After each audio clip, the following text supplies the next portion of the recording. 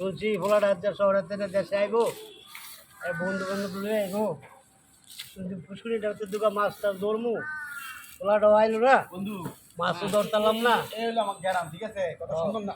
হ্যাঁ গ্রাম তো সুন্দরী। আব্বা, হ্যাঁ আরে তুমি এনে কি করতেছো? গরু ঘাস কাটতেছো? হ্যাঁ গরুর গাছ কাটতে আরে আইসো। হ্যাঁ বাবা। আচ্ছা আচ্ছা বন্ধু এটা হলো আমার আব্বা। তোর আব্বাইটা, হ্যাঁ তোর আব্বাই কৃষি কাজ করতেছে? হ্যাঁ, আমরা কৃষক না। আমার আমার আব্বাই কৃষক মানুষ, আমি কৃষকের ছেলে। তুই অন্যটা ভাবছিস নাকি? তাইলে আমি ভাবছি তুই অনেক বড় লোক, গ্রামে তোর সাইতলা বাড়ি আছে, এখন আইয়া দেখতাছি তোর বাপে ঘাস কাটতেছে। হ্যাঁ, তুই কৃষকের ছেলে, আগে জানলে তো আমি তোর সাথে সম্পর্ক করতাম। না রে বন্ধু, আমার আব্বা কৃষক মানুষ, বুঝছস? এই ঢাকা শহর রাইখ আমার তোর সাথে একই একই কলেজে লেখাপড়া করাইছি। আর বাদ দে, তোর নীতিকতা শোনা লেগে আইনি আমি।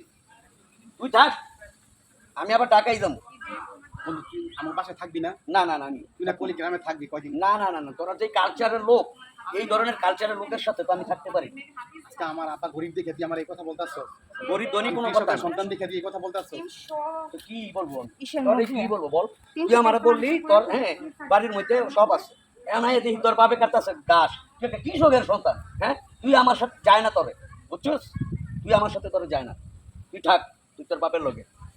আমি তোর পুকুরের ধরা মাছ, তারপরে তোর দেশের মধ্যে যে গ্রামের মধ্যে তোর সবজি টবজি লাগাস, এগুলিটা ভাত খাওয়ার জন্য এনে আসি নাই। এনে আসছিলাম, মনে করছিলাম তুই অনেক উচ্চ লেভেলের লোক, তোর সাথে আমার যায় না। তুই থাক তোর বাপের সাথে, আমি চললাম।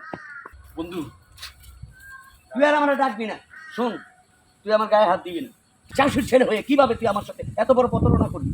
আগে জানলে তোর সাথে থাকতাম। তুই এত নীচ, এত জঘন্য, ছোট লোকের। বন্ধু আমি যে জানতাম আগে তোর আমি গ্রামে নিয়ে আসতাম না, আমার বাপের আমি ছোট করতাম না।